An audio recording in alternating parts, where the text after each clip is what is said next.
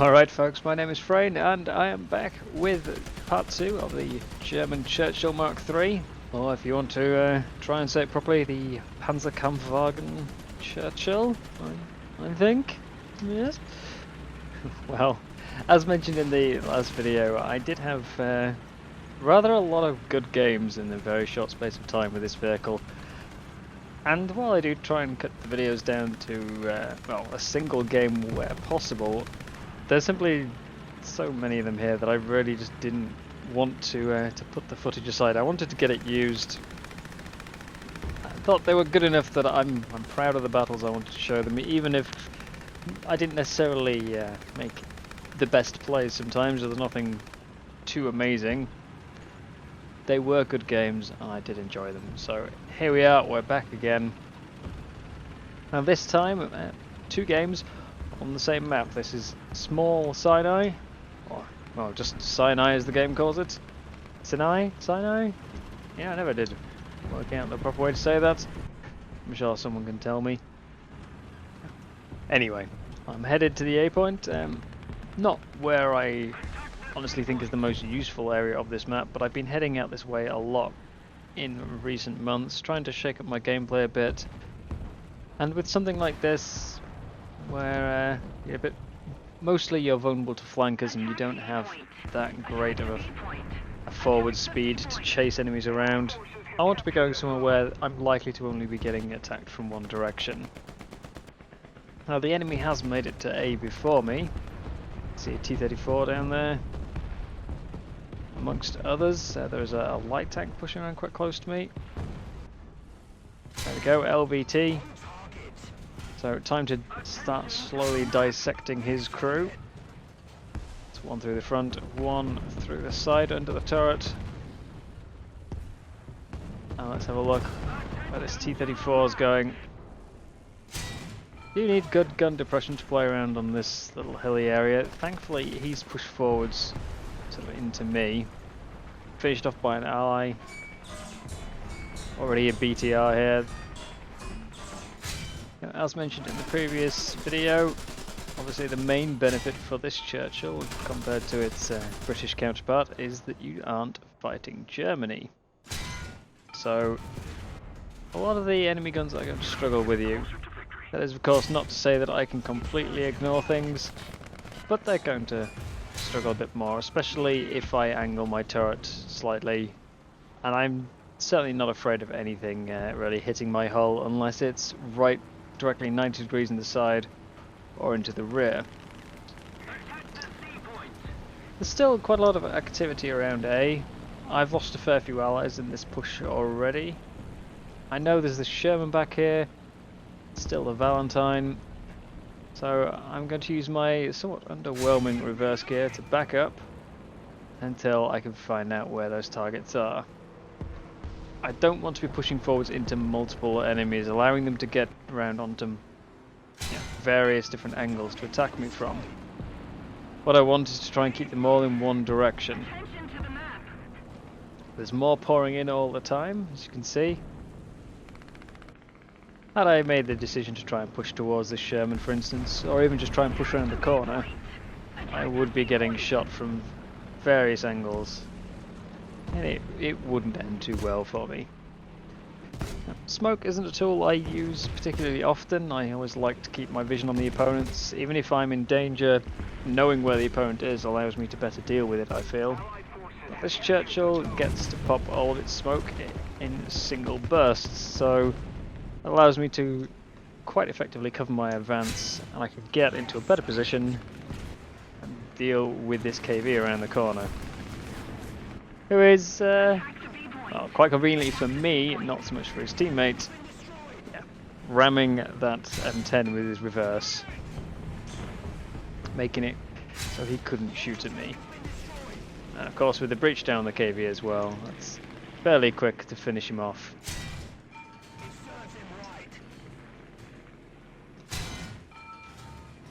Just using my hit cam to work these shots into where they're needed on the Sherman. As for the KVs, the later KV, the ZIS 5 at 4.3, can pen the turret front of the Churchill, as can the T-34s. The earlier KV will struggle. It really has to be hitting the turret ring to get through there. So, with me having the short stop stabilizer allowing me to stop and fire very quickly on the move, it allows me to pop off the shot and take out his breach before he can react. It is actually one of the better tanks for killing a KV, and I really like making use of that feature because I do not enjoy fighting KVs. Enemy forces have captured a zone. Got it. That's kill number 8 already. Been a very quick game here, despite being in a very slow tank. It's really worked out quite well. The enemies have all appeared sort of 1, 2 at a time. They've not completely overwhelmed me while I was relatively alone. They've just been slowly feeding in 1 at a time, not going for any flanks. It's been very nice. Now, by looking at the map and listening to the sound, I can tell there is a KV-1 behind this rock. I probably should have just pushed him head on. As I said, they do struggle to deal with the Churchill. But I chose to go around behind him for the safer attack. Of course, forgetting to take into account exactly where I am on the map. I'm now turning my side towards the enemy spawn, and it very quickly comes to bite me. I should have just taken the KV head on, and then I probably would have survived that. But we move on to battle number 2. Same map again as I said before, and of course therefore I'm coming the same way. Back out to A. A little more in the way of allies this time, or at least at this stage there's more allies. And the enemies haven't quite pushed as far forwards. Still predominantly Russians that I'm running into though. So to start off with, we're going to try and breach these KV-1s, or take out their firing capability. They will start slipping away. An angled KV-1 is going to be incredibly difficult to stop it from moving. Tracks rarely break in one shot, and I'm not penning his engine. I've lost my barrel to another T-34. Oh, stop. Fairly short repair. KV killed itself by firing with a damaged breach.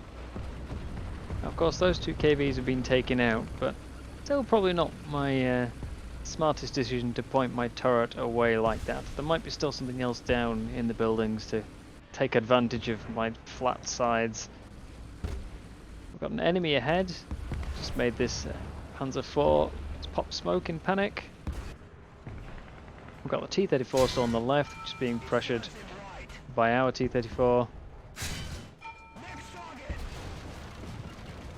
He's now dead as well. And that's the A point pretty much wrapped up, so it's time to start turning my attention towards the B point, which is being capped. A bit difficult to see over there in the rain, all this sort of haze combined with the sand in the air. And it is also, of course, pulling my attention away from returning tanks to the A cap. That's KV-1S. As I said before, the later KVs on the T-34s with that higher power 76mm are capable of getting through the turret front. Thankfully, the T-34 had my back. Finished him off while I was tucking in for repairs. Bit longer this time. Get my breach back up and running. There is something else slipped through to A. Didn't see him arrive. There's more tanks turning up all the time. Attention to the designated grid square. It's another KV. Yes. And so now I've probably over pushed a little bit. Attention to the map. I'm starting to have enemies approaching from behind and in front. It's not going to end very well for me. I'm not in something mobile that can chase them down. I can't reposition quickly once something knows I'm there. If I'm in danger, I'm staying in danger. I just have to be thankful that the T-34s didn't notice me tucked in behind the rocks.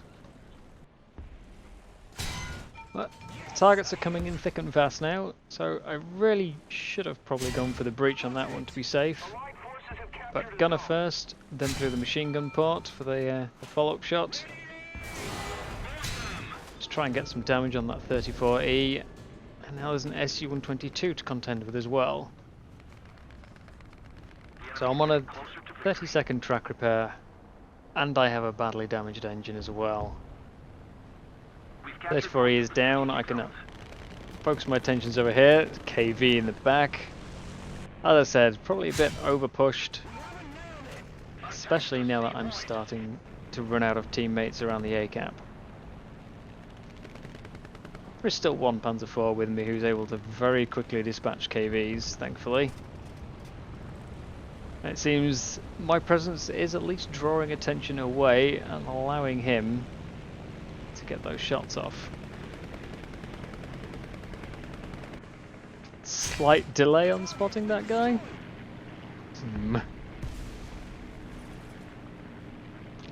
Watching these things back, I often wonder, how did I not see them sooner at the time? And they just keep on coming. There is still this SU-122 behind the rock. Let's be aware of him. There goes my barrel. I've got to be aware of him, and of course try and deal as much damage to the things driving around behind me as I can. I don't want to alert them to my presence too much. I wasn't on a favourable angle, and of course with the SU here as well, I'm getting myself into a position where I will be shot from two directions. But I also have that Panzer IV down there, who's the one person who's been able to provide me with support this whole time. So if I can draw their attention away from him, it will help. SU's just fired. Is not a threat for another 15 seconds or so, so we can breach that T-34 and come and put some pressure on him. Got no loader, I'll reset him. Driver and loader again. Well, I'm pretty sure it doesn't have enough loaders to take that. A third loader apparently with the next shot. It's listing already dead crew members in the damage read. Something I do hope they fix soon, because of course, if you think you've taken out the enemy's loader and they are now unable to fire at you, or think you've taken out the enemy's gunner and they're unable to fire at you, and it turns out they were already dead, that's gonna get you killed.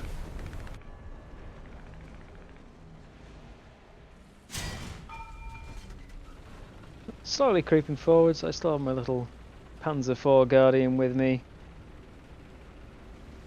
Just wishing I was that little bit faster for this. I've picked up a lot of assists here off this Panzer IV. He's picked up a lot of kills thanks to being distracted by me. It's been a good little partnership. I've lost track of that M22. No danger from the Zis 43 unless he detracks me and something else spawns in, so I'm choosing to ignore him and go look for the Locust. It may only be a Locust, you know, it's small, weakly armoured, small gun. But if he gets behind me, I don't have the gun position to shoot down, and he can pen my engine. So he still needs to die.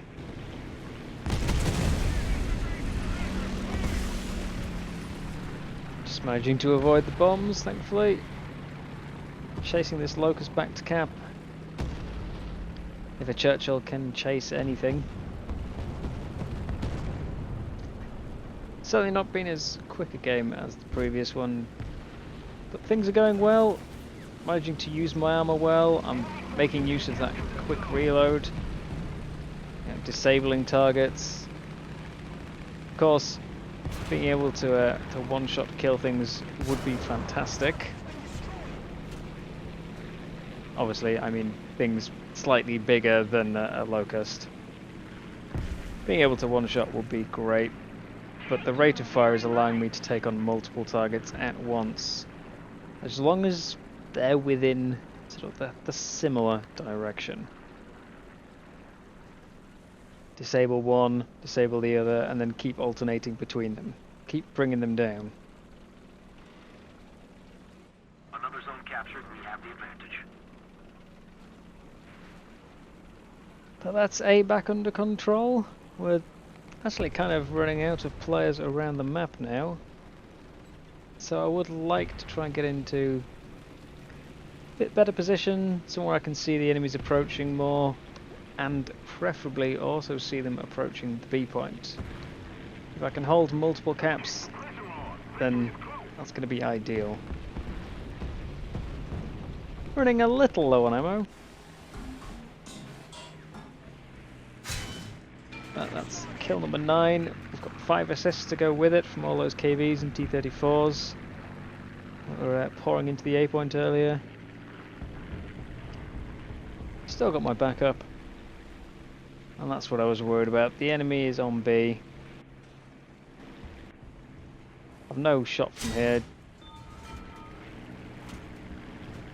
And it will take me a while to get over there, so shoot anything I can see, in this case an M3 Lyric, and start trudging over.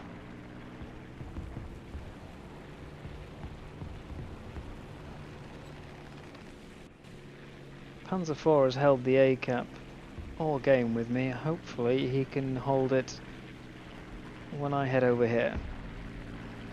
This is not a tank I want to be objective chasing in. I want to get to an objective or get to a strong point and then try and stay there and make use of my armour. Enemy forces have captured a zone. The target's been destroyed. That's kill number 10, and the battle is starting to draw to a bit of a close in terms of numbers. There's not too much left on either team now. Although we have just lost that Panzer IV at A, that's what I was worried about. If I'd stayed around, I probably could have distracted at the very least that T-34 and allowed the Panzer IV to live, to maybe pick up another kill there, clear him out. But we do need B. And at the time, we didn't have any teammates who seemed to be approaching it, so as much as I wanted to stay there, it's better off for me to head this way. We'll take care of this Cis-43. Of course, now that I've made it here, my teammates are also starting to get back from the respawn. Always a problem with slow vehicles. You've got that decision to make. Do you stay where you are? You need 2 caps to win, so do you stay with the one you've already got and hope that someone else is going to head to the other one, only to find that it's too late and you're too slow to get there once you made the decision?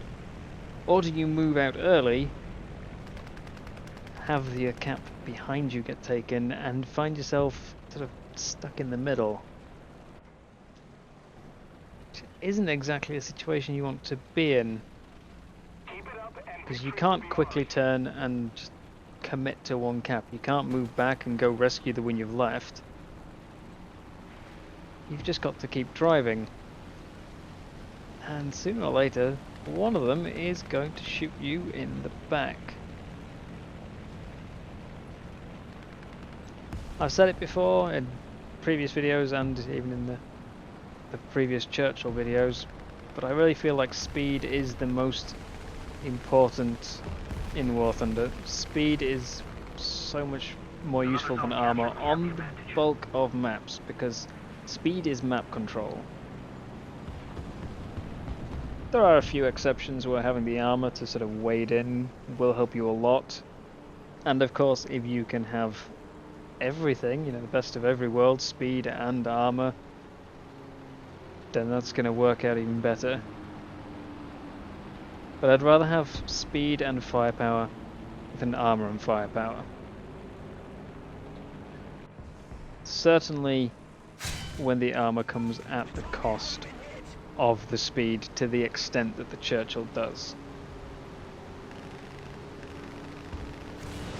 Now we are losing A, that is what I was afraid of, but we've got B.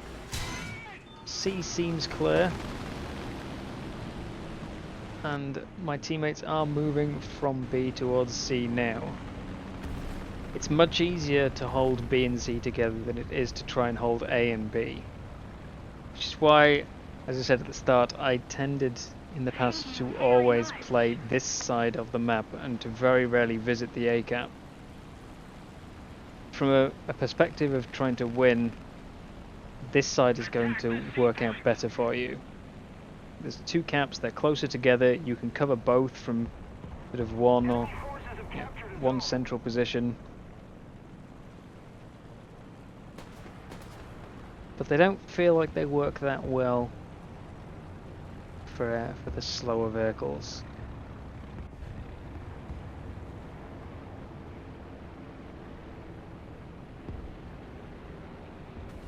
And my team is just about to grab C.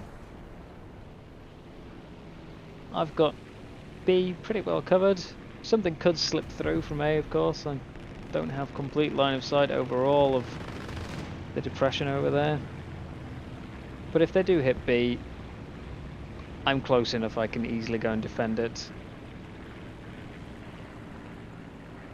And I'm far enough away from any snipers that I would not really be too worried about any shots penning my armor.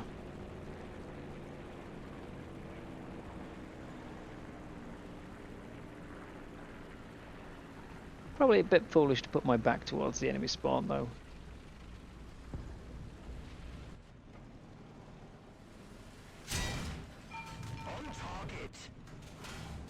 Now that shot I wish I could explain. It appeared to hit the rock but still dealt damage. Maybe a slight client desync? I'm not sure.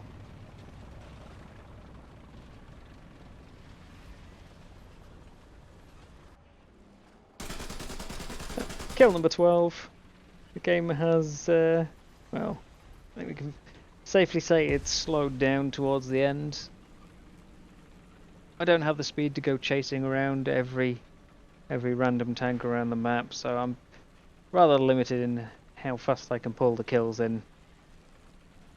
But we're up to 12 now. We've got the map back under our control. The enemy is running down to their last few tanks. Certainly if they're driving around in things like an M2 medium and an LVT, you can be pretty confident that they're running low. So I'm going to take position covering B. We have a whirlwind on C, he's certainly going to be in no trouble. We all know the whirlwind is the most balanced vehicle in War Thunder. And yeah, I can just sit over near B, watch for enemy tanks, and wait for the game to end. And we end with one final kill. Again, dragging out every reserve tank they could to try and claw back a capture point. And we finally draw to a close. So on that note, thank you very much for watching. I hope you've enjoyed my little Churchill video week. And as always, I will see you next time.